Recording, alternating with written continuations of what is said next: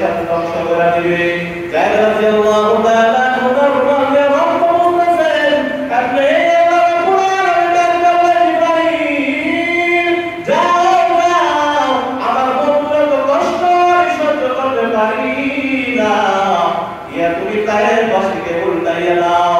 আপনি ইব্রাহিম আলাইহিস সালাতু ওয়াস সালাম নবীর কাছে এসে ইয়া রাসূলুল্লাহ ইয়া হাবিবাল্লাহ ইয়া রাসূলুল্লাহ আল্লাহ বলছেন আপনি বলতে দেরি হবে, তায়ের বাসীকে ধ্বংস করতে দেরি হবে না।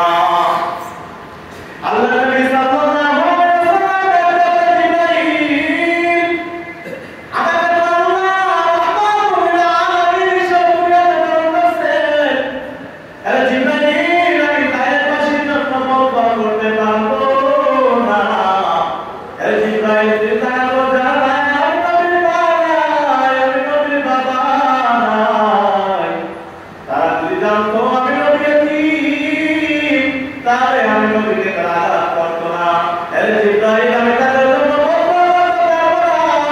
আপনি জিবরাইল নবী আপনি আদেশ করতে হবে পানি মসজিদের ধ্বংস করে দিবেন।